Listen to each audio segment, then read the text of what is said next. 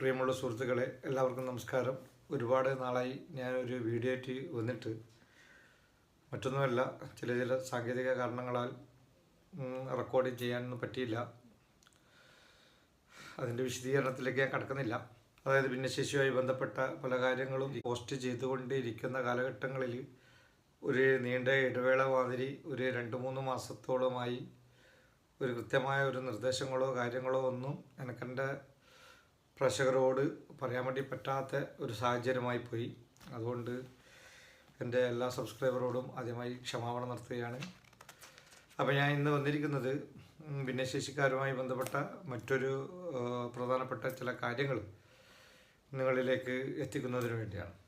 Okay, ഭിന്നശേഷിക്കാരുമായി ബന്ധപ്പെട്ട എൻ്റെ വീഡിയോയിൽ ഞാൻ തുടക്കം മുതലേ പറഞ്ഞുകൊണ്ടിരിക്കുന്ന ചില കാര്യങ്ങൾ എന്ന് വെച്ചാൽ വാഹനവുമായി ബന്ധപ്പെട്ട കാര്യങ്ങളാണ്.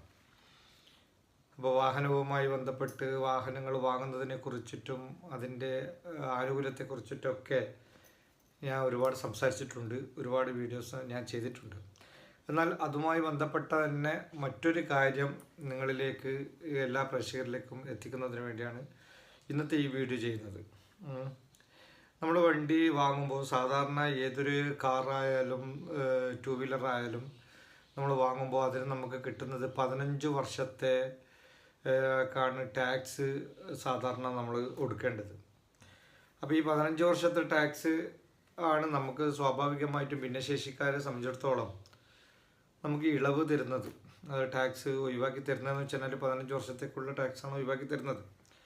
എന്നാൽ ഇതിൽ ചില കാര്യങ്ങൾ, അതിൻ്റെ ഇടയിലൂടെ നമ്മൾക്ക് ചെയ്തു പോകേണ്ടതായിട്ടുള്ള ചില കാര്യങ്ങൾ അത് 99% പേർക്കും അറിയില്ല എന്നുള്ള ഒരു വസ്തുത ഞാൻ മനസ്സിലാക്കിയത് കൊണ്ടാണ് ഈ കാര്യങ്ങൾ നിങ്ങളിലേക്ക് ഞാനിപ്പം പറയുന്നത്. മറ്റൊന്നുമല്ല, നമ്മൾ വാഹനത്തിൻ്റെ, ഇപ്പോൾ ഞാനൊരു വാഹനമെടുത്തു.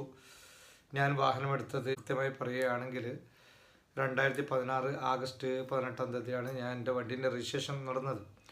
അപ്പോൾ ആ രജിസ്ട്രേഷൻ സമയത്ത് എനിക്ക് ടാക്സിൻ്റെ ഇളവ് കിട്ടിയിരുന്നു. അപ്പോൾ ആ ടാക്സ് ഇളവിൽ ഞാനിങ്ങനെ പോകുമ്പോൾ ഇനി 15 വർഷം വരെ കാലാവധി ഉണ്ടല്ലോ എന്ന് വിചാരിച്ചിട്ട് എനിക്ക് പോകാം.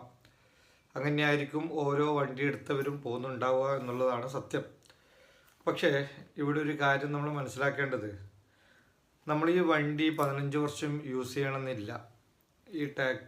ഈ വാഹനം നമ്മൾ 15 വർഷം യൂസ് ചെയ്യണമെന്നില്ല. വണ്ടി ഒരു 3 വർഷമോ 4 വർഷമോ 5 വർഷമോ ഉപയോഗിച്ചിട്ട് നമ്മൾ കൈമാറുമ്പോൾ ആ 5 വർഷത്തേക്ക് മാത്രമാണ് നമുക്ക് ടാക്സിന് ഇളവ് അനുവദിക്കുന്നത്.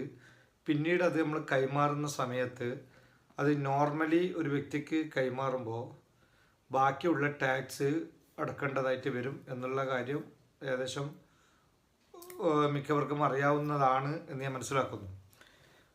അപ്പോൾ ആ രീതിയിൽ കൈമാറ്റം ചെയ്യാൻ ഇടയുള്ളത് കൊണ്ട് തന്നെ ഒരിക്കലും നമ്മൾ വാഹനം എടുക്കുമ്പോൾ 15 വർഷത്തേക്ക് മൊത്തമായി നമുക്ക് ടാക്സ് ഇളവ് അനുവദിക്കുന്നില്ല എന്നുള്ളതാണ് അതിൻ്റെ ഒരു കാര്യം. അപ്പോൾ നമ്മൾ 15 വർഷത്തേക്കുള്ള ടാക്സ് ഇളവ്, അതായത് ഇപ്പോൾ നമ്മളൊരു വാഹനം എടുക്കുന്നുണ്ടെങ്കിൽ പൂർണ്ണമായും 15 വർഷത്തേക്കുള്ള ടാക്സ് ഇളവ് നമുക്ക് തന്ന് ആ പൈസ ഡിസ്കൗണ്ട് കഴിച്ചിട്ട് തന്നെയാണ് നമ്മൾ വണ്ടി എടുക്കുന്നതും. പക്ഷെ അത് നമ്മൾ ഉപയോഗിക്കുക എന്നുള്ള രീതിയിലാണ്, നമ്മൾ തന്നെ ഉപയോഗിക്കാൻ നമുക്ക് ഇപ്പം ഞാൻ തന്നെ ഉപയോഗിക്കാനാണെന്നുള്ള രീതിയിൽ ഞാനൊരു അഫിഡവിറ്റ് നമ്മൾ RTOയിൽ കൊടുക്കുന്നുണ്ട്. ഒരു വാഹനം എടുക്കുമ്പോൾ ഈ വണ്ടി എൻ്റെ സ്വന്തം ആവശ്യത്തിനാണെന്നും വേറെ ഡിസ്കൗണ്ട് ചെയ്തല്ല, വേറെ ടാക്സ് ഇളവായിട്ടുള്ള ഈ 4 വീലറോ 2 വീലറോ എൻ്റെ കൈവശമില്ല എന്നും നമ്മൾ ഡിക്ലറേഷൻ കൊടുത്തിട്ടാണ് നിലവിൽ എടുക്കുന്ന പുതിയ വാഹനത്തിന് നമുക്ക് ടാക്സ് ഇളവ് അനുവദിക്കുന്നത്. അപ്പോൾ അങ്ങനെ അനുവദിക്കുമ്പോൾ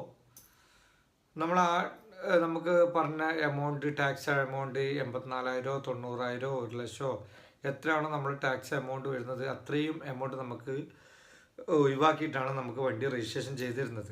എന്നാൽ നമ്മൾ 5 വർഷം കഴിയുമ്പോൾ നമ്മളിത് വിൽക്കുകയാണെങ്കിൽ അതിൻ്റെ പകുതി തിരിച്ചടക്കേണ്ടി വരും എന്ന് ഞാൻ നേരത്തെ സൂചിപ്പിച്ചു. അപ്പോൾ അങ്ങനെയുള്ള സാഹചര്യം വരുന്നത് കൊണ്ട് തന്നെ നമുക്ക് സത്യത്തിൽ ഈ ടാക്സ് ഇളവ് കിട്ടുന്നത് ഓരോ വർഷവുമാണ് എന്നുള്ള കാര്യം നമ്മൾ പ്രത്യേകം ഓർമ്മിക്കുക. അതുകൊണ്ട് തന്നെ ഒന്നോ രണ്ടോ വർഷം കൂടുമ്പോൾ അല്ലെങ്കിൽ ഒരു വർഷത്തിൽ തന്നെ അതിൻ്റെ കാര്യങ്ങൾ നമ്മൾ RTOയിൽ പോയി അതിൻ്റെ ഫ്രീ ടാക്സ് എൻഡോഴ്സ്മെൻറ്റ് ചെയ്യാൻ വേണ്ടിയിട്ടുള്ള നടപടികൾ നമ്മൾ സ്വീകരിക്കുകയും കൊല്ലം അത് പുതുക്കാനുള്ള ശ്രമം നമ്മൾ നടത്തുകയും വേണം. കാരണം ഇതുകൊണ്ട് നിങ്ങളുടെ അടുത്ത് നിന്ന് ഫൈനായിട്ട് ഈടാക്കുമോ എന്ന് ചോദിച്ചാൽ ഫൈനായിട്ട് ഈടാക്കുന്നില്ല. എങ്കിലും നിങ്ങളുടെ വാഹനത്തിന് ലോൺ ഉണ്ടെങ്കിൽ അത് ലോൺ ക്ലോസ് ചെയ്തിട്ട് അതിൻ്റെ എന്ത് സർവീസും വണ്ടിയായി വന്ന എന്ത് സർവീസിന് ടാക്സ് അടക്കേണ്ടതോ മറ്റുള്ള എന്ത് കാര്യങ്ങളോ അല്ലെങ്കിൽ ഒരാൾക്ക് നിങ്ങൾ വണ്ടി എടുത്ത് മറ്റൊരാൾക്ക് മറിച്ച് കൊടുക്കാനോ എന്തിനു വേണ്ടിയിട്ട് നിങ്ങൾ ഒരു പരിവാഹൻ്റെ സൈറ്റിൽ നിന്ന് ഈ വാഹനവുമായി ബന്ധപ്പെട്ട് എന്ത് ചെയ്യുമ്പോൾ ഇതിന് നിലവിൽ ടാക്സ് ഇല്ലാത്ത ഒരു വിശേഷങ്ങൾ കാണിക്കുമ്പോൾ അത് ഫ്രീ ടാക്സ് ആണെന്നുള്ള രീതിയിൽ കാണിക്കുകയും ചെയ്യില്ല. അങ്ങനെ കാണിക്കണം എന്നുണ്ടെങ്കിൽ അത് നിങ്ങൾക്ക് ഓരോ വർഷവും നിങ്ങൾ ഈ എൻഡോഴ്സ്മെൻറ്റ് ചെയ്യാൻ വേണ്ടിയിട്ടുള്ള കാര്യങ്ങൾ പ്രത്യേകം ശ്രദ്ധിക്കണം എന്നുള്ളതാണ് ഈ വിഷയവുമായി ബന്ധപ്പെട്ട് ഞാൻ നിങ്ങളോട് അറിയിക്കുന്നത്. കാരണം ഈ ഫ്രീ ടാക്സ് എന്ന് പറയുന്നത് 15 വർഷമാണെന്ന് കരുതി നമ്മളങ്ങനെ പോകുമ്പോൾ നമ്മളെ പോലീസുകാരും RTOൻ്റെ വണ്ടിയായാലും പോലീസിൻ്റെ വണ്ടിയായാലും പെട്ടെന്ന് വണ്ടി തടഞ്ഞ് നോക്കുമ്പോൾ ഇതിന് ടാക്സ് കാണില്ല വണ്ടിക്ക്. എന്നാൽ അത് എന്താണ് ഏതാണെന്നുള്ളത് അവർക്ക് തിരിച്ചറിയാനും പറ്റില്ല. എന്നാൽ നിങ്ങളിത് ഭിന്നശേഷിക്കാരൻ്റെ വണ്ടിയാണ്, ഇതിന് 15 വർഷം വരെ ടാക്സ് അളവുണ്ടെന്ന് പറയുമ്പം അവരത് ഒഴിവാക്കുമായിരിക്കും. എങ്കിലും അത് കൃത്യമായ നിലപാടിൽ പോകുന്നൊരു കാര്യമല്ല, നേരായ മാർഗമല്ല. അത് അവർക്കും നമുക്കും എല്ലാവർക്കും ഒരു കൺഫ്യൂഷൻ ഉണ്ടാക്കുന്നൊരു കാര്യമായി മാറും.